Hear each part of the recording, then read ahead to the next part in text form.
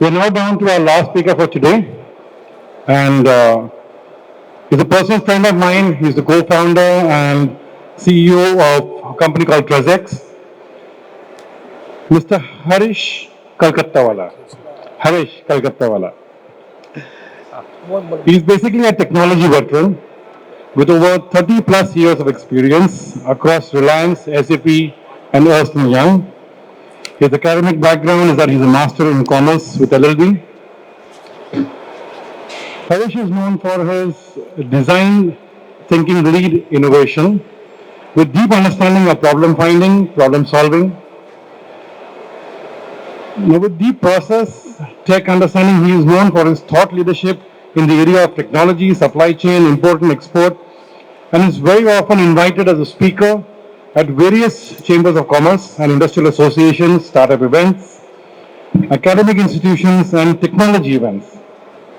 Harish holds various positions like the chairman, co-chairman, committee member with various bodies like the South Gujarat Chamber of Commerce and Industries, academic institutions, TIE and startup groups. A sportsman by heart, he was a straight cricketer and loves traveling, reading books and listening to music. Please welcome Mr. Harish Kalkattawala. So, thanks, Rohit, for this opportunity. And I think this is a subject which most of the industries, I'm talking about, they're facing huge issues around exim, okay, and especially those who are in exports or those who are in import. And if you really see one of the reason, right, the way government has embarked the journey on digitalization and the way the things are getting collated at the central, that's where, we need to understand the mindset and we need to align, right? So we are going to talk about that, and especially MSMEs who does not have, uh, skilled people to kind of digitize everything, and that's where, how do they collaborate with some of the platform players, and how do they kind of enrich the journey on a whole digitalization aligning with the government of India initiative. So we are going to talk about that. So let's talk about what government is doing from an exim perspective. So government of India embarked their journey from 2015, 2016. And the first thing they draw was, to come up with a national logistics policy. Now this national logistics policy came in existence in last September 2022. And one of the reason for that policy was to make sure that India becomes competitive in the global world. And if you really see, one of the factor why we are facing a lot of challenges on pricing part in an international market is just because our logistics cost is too high. So let's say if I've done a lot of benchmarking, and there are articles published in various print media, Times of India and Hindustan Times and all. If you really put all the figures in place, the cost of logistics for an Indian exporter is roughly around 15%. Okay, wherein you compare with the international standards in the developed countries, the cost of logistics is between 8 to 10%. So we are clearly 7% more high on the logistics cost, right? So government of India decided that to kind of optimize this whole logistics cost, we need to come up with one common policy wherein first the government themselves within the ministry needs to get integrated. So under the leadership of our Honorable Prime Minister Narendra Modi, and then the initiative led by two ministries, one is finance and second is commerce and industry. So Piyush Goyal ji and Nirmala Sitharaman ji came together, and this is where they came up with this first draft. Now under that draft, the primary importance is how do we digitize and integrate so that internal collaboration becomes too strong, first within the various regulatory bodies, and second with the organizations at various level, including the large part of our import is 40% is led by MSMEs, right? So how do you do that? So they came up with a platform called ULIP, which is unified logistics interface platform, wherein these 8 ministries came together and they said, hey, let's integrate. So what do they integrate? So let's say people, you may know about certain things. For example, everybody is familiar who are in an import and export business that there is a role of DGFT, right? Then there is a role of let's say you are familiar with a portal called IceGate, okay, e-Sancheti. So there are some portals which you are familiar because you have to interact day in day out. Now compliance and this has a direct relationship. So what happens, let's say in an organization, whether it's small or big, you have 5 core functions which are directly impacting your import or export. And I'll just tell you what are those functions. So somebody is responsible for, as a buyer, let's say, handles the import. Somebody as an kind of an international operation head or a sales head who takes care of, let's say, sales. There is a guy who does the execution and is responsible for documentation and good receipt and all those things. He's part of logistics. Then there is a finance department, again divided into 2 parts. So somebody handles, like, remittance and LCs and stuff like that. And then there is an expert who handles the indirect tax, which is, you call it, like, license and obligations and all those stuff. So there are total 5 different expertise which gets involved when you get into this whole import and export as a process. Now, what do you kind of mean by that? All these people are generating data and passing this data to various ecosystem players, including a lot of government agencies. So how does that happen? So let's say whatever documentation you generate while you do export or import, you pass this document with help of your CHA to various government portals, right? Then when you do GST, the data goes to a GST, but I mean in GST invoice, part of the process, it goes to a GSTN portal. Similarly, when you do a remittance, the data goes to RBI, right? Then similarly, when you kind of do road tracking and kind of container tracking and all, again it passes through ports and various other agencies and shipping line and all. So if you really understand in nutshell, more than 65% of your process owner are sitting outside the organization and they are passing this data to various agencies. And at the back, government is trying to collate all this data and trying to make, like, a faceless operation. Now, what do you mean by faceless operation?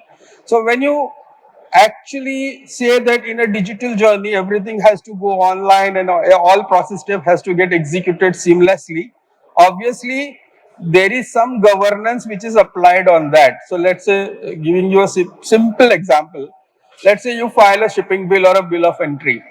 Now the shipping bill or bill of entry data at the back is shared between RBI and the customs, right? So customs shares this data with RBI.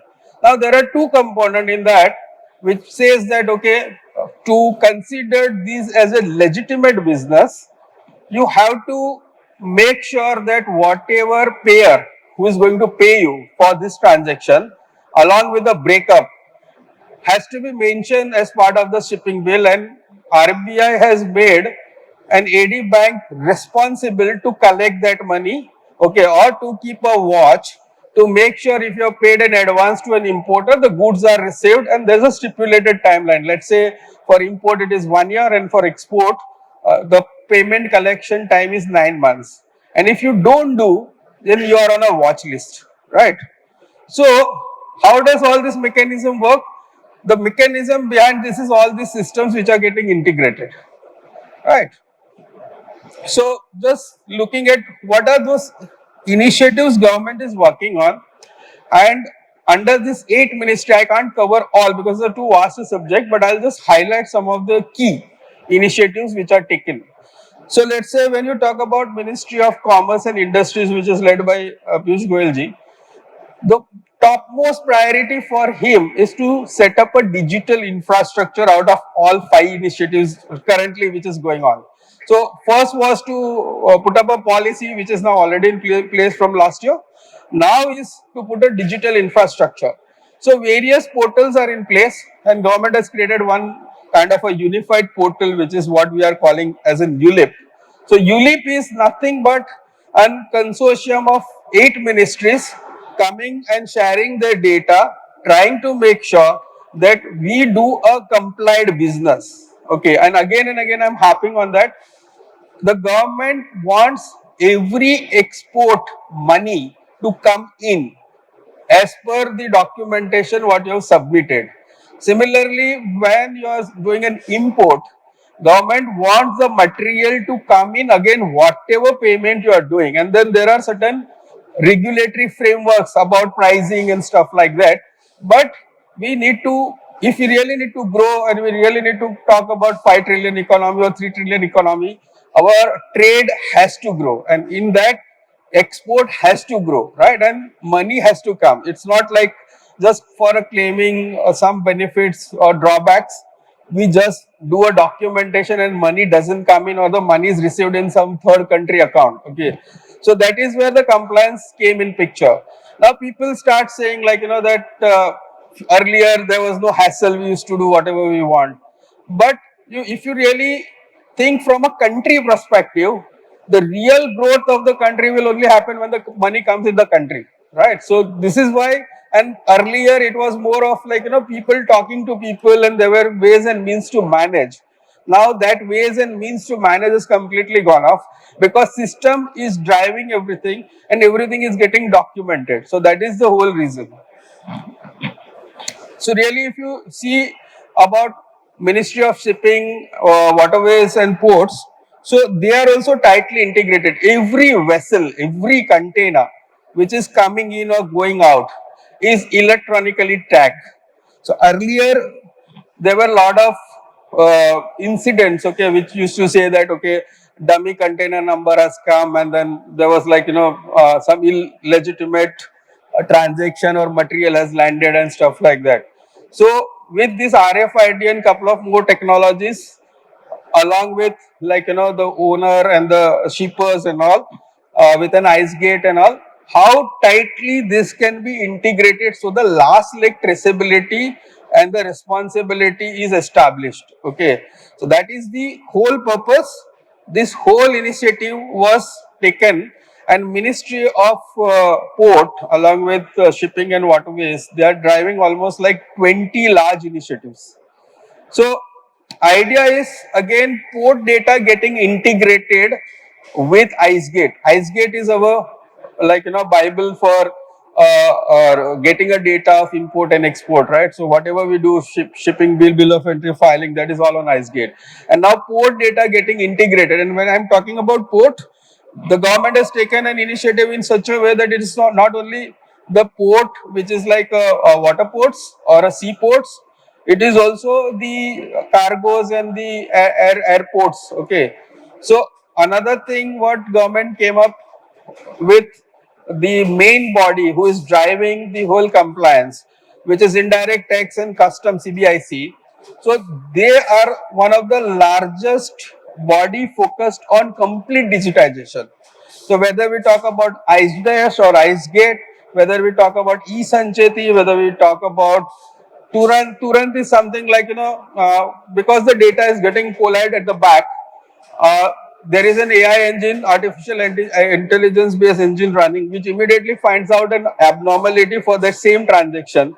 Let's say you file something in GST, same invoice when you are doing a commercial invoice and filing with customs, all these are getting reconciled, and if even a spelling mismatch happens, it immediately triggers an alert, and the authority, even it is not in their hand, it automatically triggers the notification, and that notification is converted into kind of notices, right? So it's completely AI driven. So there is no manual intervention, like person deliberately going, unless some suspicious case and somebody wants to put him on a watch list. There is no human intervention back at the back of the system.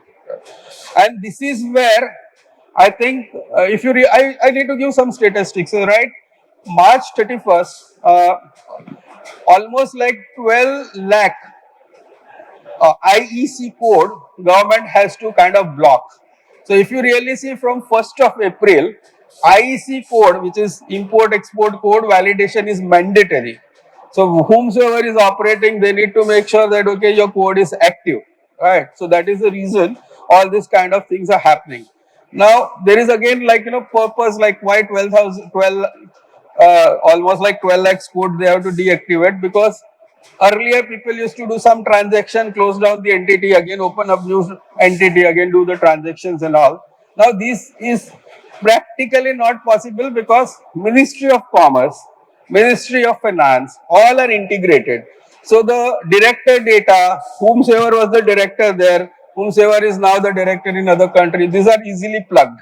Okay, so that is the level of integration which has happened, and this is why, like to track an individual is becoming a very vital. Plus DIN number and all is also integrated. So it's becoming really tough for the people who had like 2-3 transaction close down one unit, open another, 2-3 transaction close down. That's now practically very tough, or I would say not possible. Mover schemes everybody is aware of. So government on parallel, like how do we encourage? So various incentive schemes, they are also getting launched, and again these are completely digitized. So each and every transaction, what you do and keep in your book as a ledger, that is also getting updated in the books of all this portal as a ledger. So whether you talk about advanced license, or whether you talk about EPCG, or whether you talk about road tap, or whether you talk about any schemes or script, even you do a trading of schemes and script, so that also is getting recorded on this portal. So there is a complete ledger available, and because of that, the traceability is of each and every transaction is visible on this portal.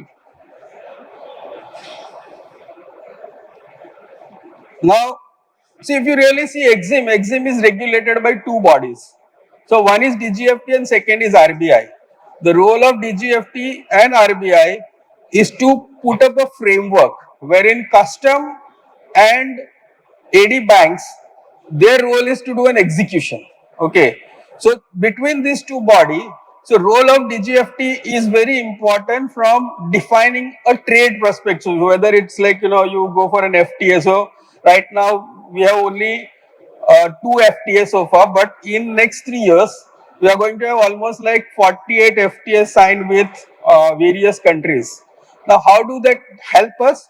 Because now with all these things, so you see BIS coming in, which is to make sure quality is assured, and with FTA, the rate of, so one was logistics cost, second cost was like was more of the taxation part. So if that also gets optimized and the sure business is given, your cost of doing a deal will reduce almost by 15 to 20%, because there are 7 to 8% leakages on the logistics cost, and there is 7 to 8% leakages on the duties, right? If you optimize that, there's a 15% difference of your cost of goods, okay, and then you can negotiate or kind of do a better trade in an international market, and that becomes more viable to compete with countries like China and some of the Southeast Asian countries where they are really cost effective. So this is how the cost will get optimized. So what, as part of the role, DGFT gives you a lot of exemptions. Now these exemptions, how do they make sure that it is used in a most legitimate way? So all these EPCG or advanced license and all are made paperless. It is hooked to your actual transaction. The data is getting collated right from your GST invoice, e-way bill, your shipping bill, your bill of entry, even your payment to CHA or a transporter. Because what happens, you say that okay, you have an EA bill going to JNPT. When your transporter raise bill, he shows something else. Okay, that is where the queries come in. And now on top of it, even the FASTag data is getting integrated and the rail receipt is getting integrated.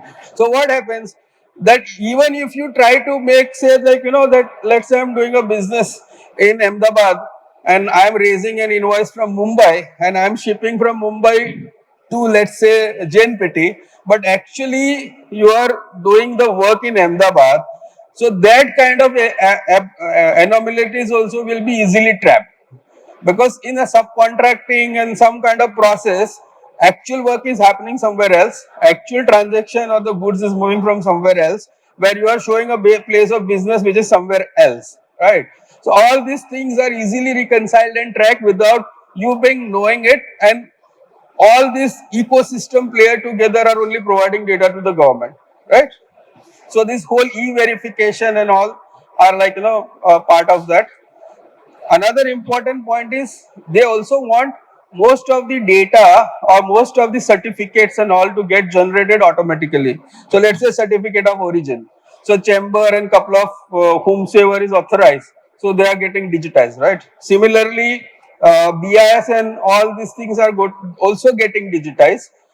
If I talk about SIEMs, PIMS, SIEMs is steel, so there are restricted products and there are restricted list of or sanctioned countries, whatever we say.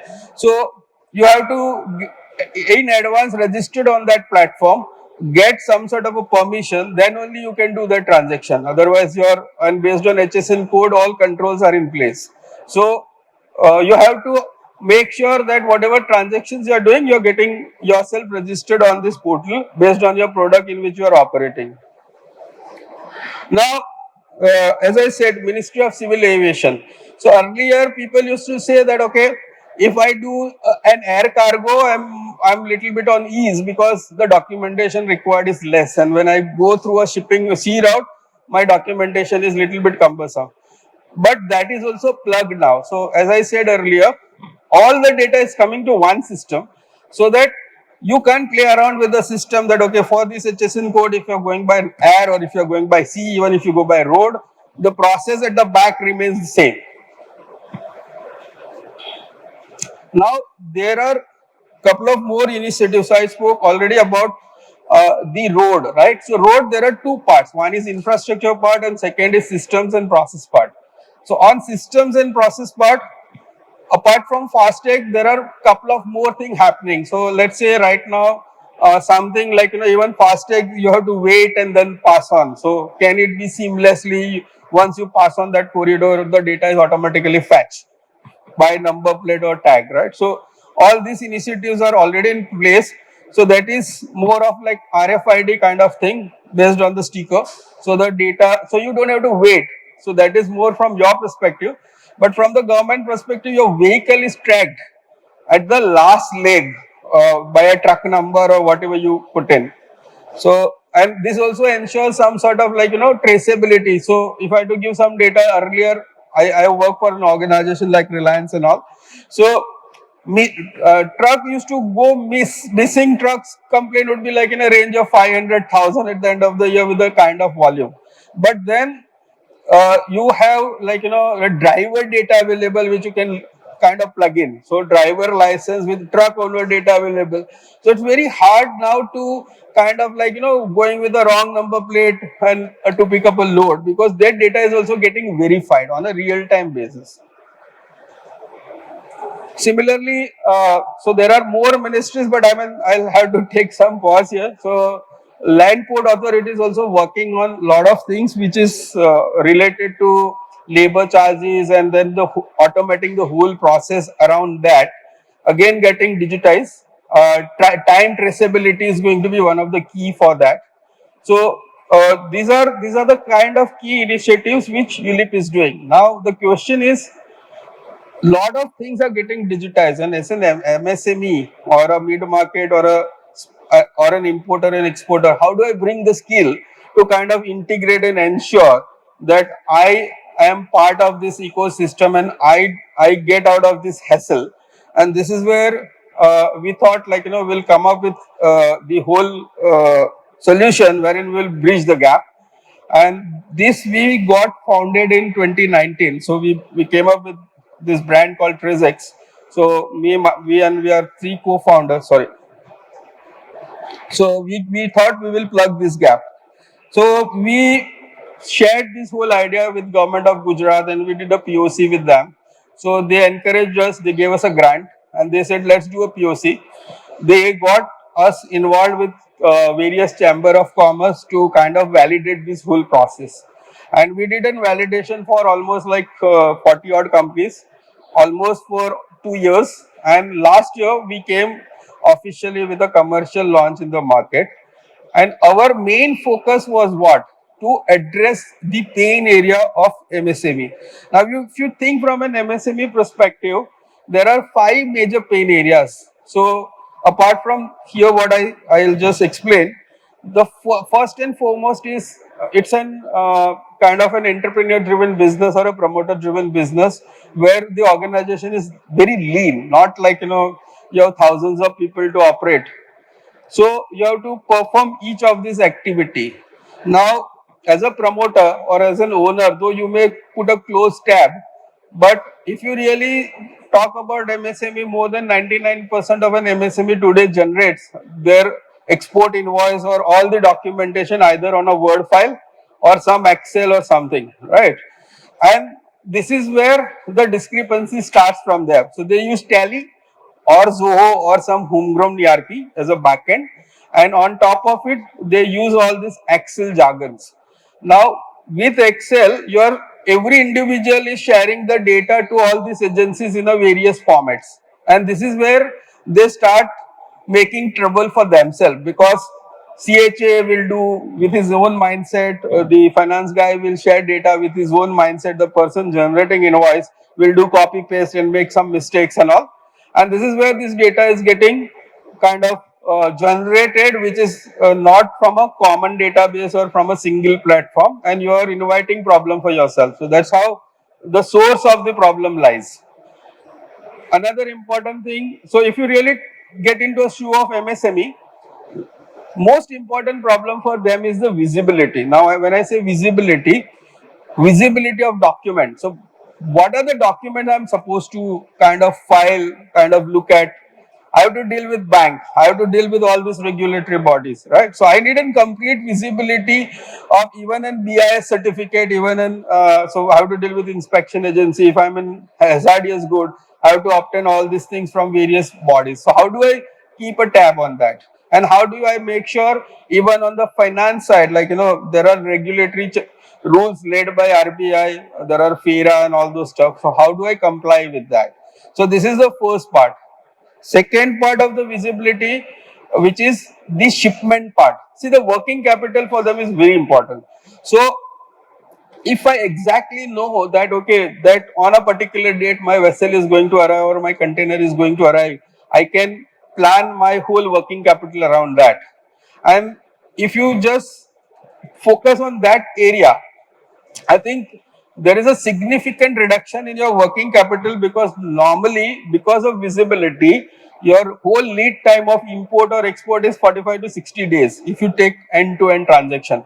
But because of your efficiency, which you focus on each of this area, you can bring it down to nearly 25 to 30 days. And we have some good case studies around that, which we can share. Second is compliance. So what happens? With lot of enthusiasm, energy, they say, "जाने दो document बाद में देख लेंगे." And this is like mindset of any entrepreneur to get the business done. But then they leads into after 6 months, 1 year, one show course, second show course, and they keep running around, and their core focus moves away from that whole doing a business to kind of solving the past problems. Okay, and this problem happens because so there is, if you are familiar with something called, for example, EDPMS and IDPMS issue. Now, this is a big industry issue right now, and I think not only for MSME, even for the large corporates, and we are helping them too. So the issue is the payment reconciliation is done by the bank on behalf of custom. So whatever shipping bill or a bill of entry you have filed, accordingly you have received that payment or paid that payment or not, that reconciliation happens with that. And if there is any abnormality, so you have to resubmit the whole document to the bank. And because there are bunch of documents you generate all in Excel, lying in some folder, some mails, person may be there, he may left, all this thing happens, somebody has deleted the mail, or if it is a physical copy, how to find that physical copy, and this is where the challenge starts. And right now, this is one of the major pain points which we are trying to address. Second is duty drawbacks and claims. Again, from the working capital and the real profit perspective, you have to ensure that you avail this benefit, because in the costing you have put all these things in mind, but when actually you have to realize it, if you don't realize it on time, it's actually a loss. Okay, so how do you make sure that each of these transactions are tracked, and then you make sure that on time with 100% accuracy you file, so that you avail those benefits and you get that money in your hand. Okay, at the end of the day, getting claim in hand is very important. Another important point is the control mechanism. See, because now there is a whole lot of artificial intelligence and machine learning engine running between all these ministries, how do you build that control proactively at your end? And that is where you will be able to do kind of like, a more flexible and ease of business, because checks and balances are made in your system itself. So this is where, like, whether it's an LC related compliance or a banking related compliance, whether it's a DGFT or a custom related compliance, even the statutory audit related compliance. So for example, landed cost. Okay. Now landed cost, you can only avail certain component as part of your inventory valuation. You can't avail the whole whatever expenses you bear in the whole shipment, and these all becomes now an audit issue. And now in the current state, auditors are also very reluctant, even though they are close friends and buddies, to blanketly sign all these things. Okay, so this is because the government norms are getting very strict. And most important one point which has come in this year is from 1st of April, digital trail of your transaction is required, and this is now as per the Company Act, right? So you have to make sure the digital trail of your transactions of your whatever system you are using is available for audit. And this is where, like, you have to make sure that this Excel invoicing and all those stuff, whatever you are doing, you have a proper records. So what will happen? So I'll tell you the consequences. People will take it very lightly. After 1 year, government will little bit tight the screw. They'll put some compliance and audit on top of it, and again you will see like thousands of cases getting opened up. Okay, but if you just follow in line with the guideline from the day one, you will be avoiding all these problems.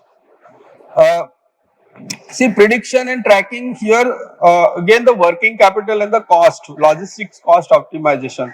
So where is the empty container available? Can I bid and kind of like, immediately know who are the 4 or 5 players who can give me a best price? Okay, what are the license? What are the obligations? If I'm making sure that all these license obligations are fulfilled in time. I'm saving on interest and stuff like that. That's where you actually make money, right? But one of the reason while I'm talking about all this, the biggest challenge for any MSME is how do I get systems? How do I make sure that I'm enabled? Where do I get a skill set? Because digital is like, it's not one person driving everything. You need a lot of expertise to build in, and you have to again collate all the systems and make sure that every touch point of the system is integrated, right? So integration of the process and system for them is a big challenge, and their primary focus is on growth side, not on making sure these of the nut bolts are kind of like, they spend a lot of energy around this. So this is where, like, this whole smart platform we got built. We are the among the first to get onboarded with ULIP, because we were funded by government of Gujarat, backed by them, and then we got an venture cap in, and we are trying to make sure that all these 5 problems are resolved. So just to give you a little bit background about my organization, so we three come from a background of being in SAP together for almost like 12 years. So Sunil used to be kind of in head for customer success for SAP for APJ. Silas sitting here itself, like, he started with Tata Motors, and then he used to also head the technology sales, and then in SAP, and then he also was part of the NIIT, where he used to head the whole NIIT sales for India. So this is where, like, we again said, we all three coming from 30 plus years of experience putting together with all different expertise, trying to kind of build this organization. So we have completed almost, like, this will be our 3rd year. we have onboarded almost like 30 plus companies in last 6 months, and right now we are targeting like more than 100 odd customers this year. So far our experience says that people whomsoever has worked with us, seen the product, they are like saying that okay, this is what we want, and all everything whatever I spoke. So this is all being done, sitting with customer, building with customer, and right from large organizations to kind of an MSME. So when I talk large organizations, I mean largest automotive company of the country, largest steel manufacturing of the country, largest textile unit of the country. So they contributed to build the entire product. This is some of the recognition given by industry. So we keep getting all these things. And this is the kind of like from an MSME perspective. So right, we have something called our own IP on Exim GPT, right? So you exactly get the latest updates and all.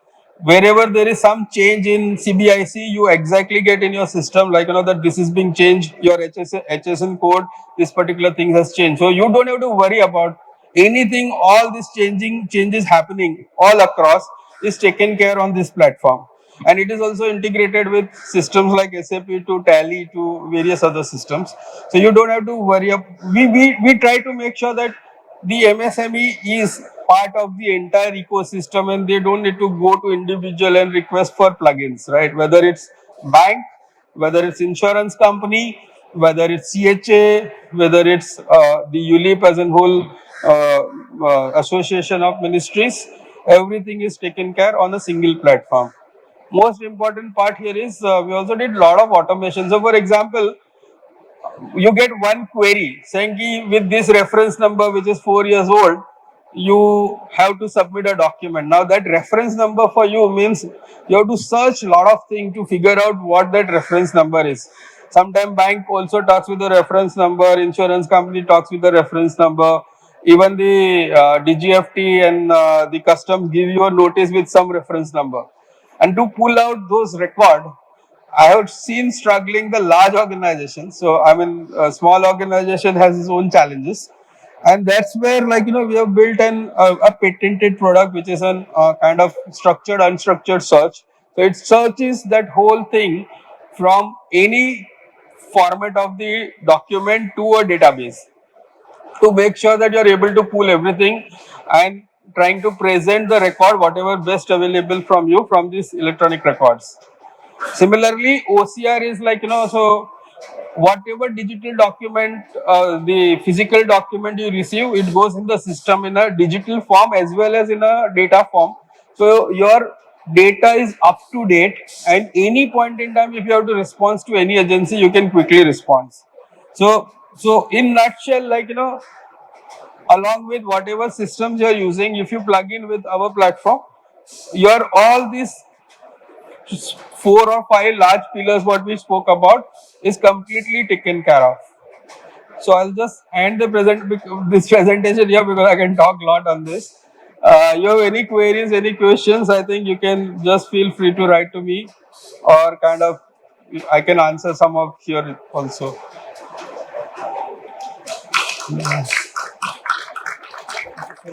Thank you, bhai.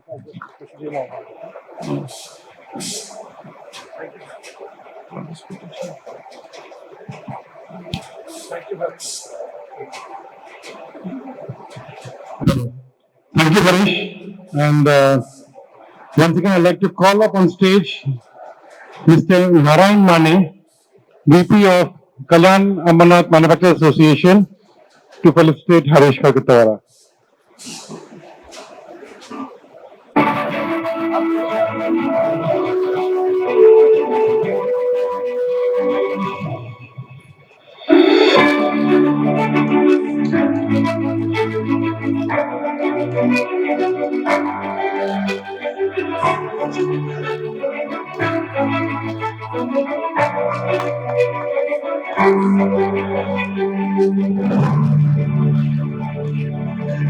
I'll hand you. Thank you, thanks, Vivek. Thank you. Thank you, everyone.